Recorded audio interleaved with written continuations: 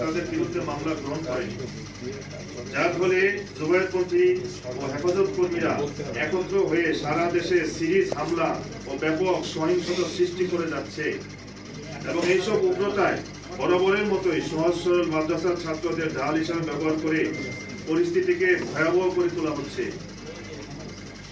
প্রিয় সাংবাদিক ভাইয়েরা, আপনারা নিশ্চয় লক্ষ্য করেছেন, এমনকি এদের উগ্রতা ও নৃশংসতা থেকে জাতির বিবেক গণমাধ্যম কর্মীরাও নিরাপদ নয়। এসএটিভি ও চ্যানেল 24 গাজীপুর জেলা প্রতিনিধিদের উপর 18 ডিসেম্বর তারিখে টঙ্গী হসপিটালে জুবায়েরপন্থীরা হামলা চালায়, যার সংবাদ ফলাফল অনেক গণমাধ্যমে ইতিমধ্যে প্রকাশ হয়েছে। গতকাল 22 ডিসেম্বর 2024 তারিখে টাঙ্গাইল জেলা প্রশাসক অফিসে লাইভ সংবাদ চলাকালীন অবস্থায় ডিবিসি টেলিভিশনের জেলা প্রতিনিধির উপর জুবায়েরপন্থীরা হামলা চালায়। এই সময় আইনশৃঙ্খলা বাহিনীর সদস্যরা উপস্থিত থাকলেও সন্ত্রাসীদের আক্রমণ থেকে সাংবাদিকদের বাঁচাতে কোনো ভূমিকা পালন করতে দেখা যায়নি। আমাদের জানতে ইচ্ছে করে ধর্মীয় ফেসিবাদের এই ভয়াবহ উগ্রতার শেষ কোথায়? সাংবাদিকরাই যেখানে তাদের নৃশংস ও বর্বরতা থেকে রেহাই পাচ্ছেন না, সেখানে ভিন্নমত পোষণকারী ও সাধারণ মানুষের নিরাপত্তা কোথায়?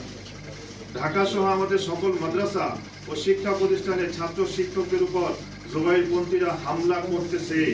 আমরা গভীর উদ্বেগের সাথে জানাচ্ছি, দেশের বৃহত্তর এই জনগোষ্ঠীকে বরাবর বৈষম্য বিচার বঞ্চিত করা দেশকে ভয়াবহ অস্থিতিশীলতার দিকে ঠেলে দেওয়াই নামান্তর। বিভিন্ন দেশে উগ্রবাদী গোষ্ঠীর সংখ্যালঘু মুসলমানদের উপর ভয়াবহ নির্যাতন ছাড়িয়ে গিয়েছে। জুবায়েরপন্থী ও হেফাজত কর্মীদের তৈরি মব জাস্টিস বিশ্বের দরবারে বাংলাদেশের সাম্প্রদায়িক বৈষম্যহীনতা ও সম্প্রীতির পরিবেশকে ভীষণভাবে প্রশ্নবিদ্ধ করছে। এসব ঘটনার সময় প্রশাসন কোথাও মামলা নিচ্ছে না। প্রিয় সাংবাদিক ভাইয়েরা, টঙ্গীর ঘটনার নিরপেক্ষ তদন্ত করার জন্য আমরা বিচার বিভাগীয় তদন্তের দাবি জানাই। যারা এই ঘটনার সাথে জড়িত, উস্কানিদাতা ও পরিকল্পনাকারী, তাদের বিচারের আওতায় আনা হোক, এটাই আমাদের চাওয়া। বিচার বিভাগীয় তদন্ত কমিশন এমনভাবে গঠন করা হোক যেখানে পূর্বের ফ্যাসিস্ট সরকারের প্রতিনিধিরা অবশ্যই থাকবে না, থাকবেন সকল রাজনৈতিক দলের প্রতিনিধি, সাবেক বিচারপতি, সুশীল সমাজ ও মানবাধিকার কমিশনের প্রতিনিধিগণ।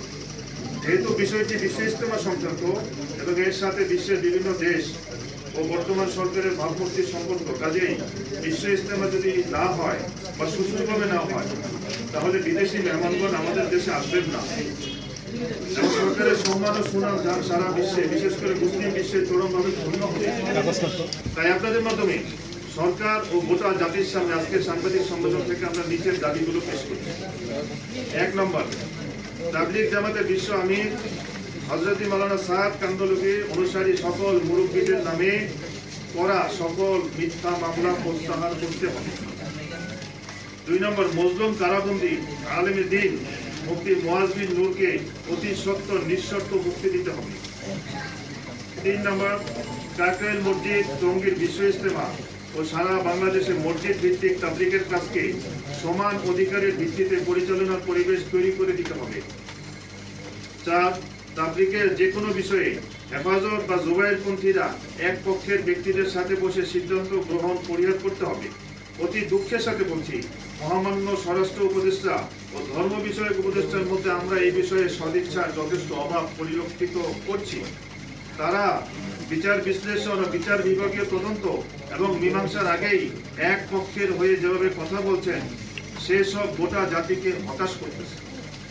5, সঠিক সময়ে আমাদের কাকরাইল মসজিদ এবং টঙ্গী ইজতেমা ময়দান বুঝিয়ে দিয়ে আমাদের বিশ্ব ইজতেমার নির্দিষ্ট তারিখে ইজতেমা অনুষ্ঠান করার সকল কার্যক্রম নিশ্চিত করতে হবে। 6, সারা দেশে জুবায়েরপন্থী ও হেফাজত কর্মীরা নিজামুদ্দিনের অনুসারীদের উপর যে জুলুম ও নির্যাতন চালাচ্ছে, সেই সবের বিরুদ্ধে কঠিন ব্যবস্থা গ্রহণ করতে হবে।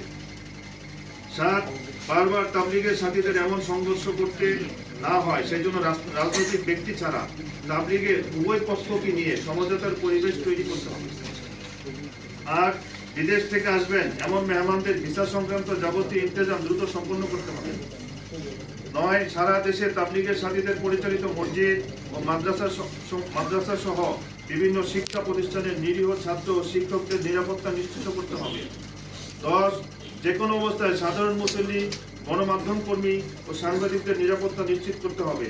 এসব হামলা ও উগ্রতার কাজে মাদ্রাসার অবুঝ ছাত্রদের ব্যবহার করা যাবে না।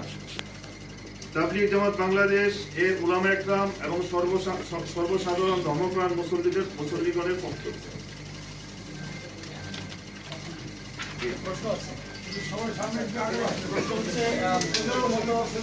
আপনারা এই যে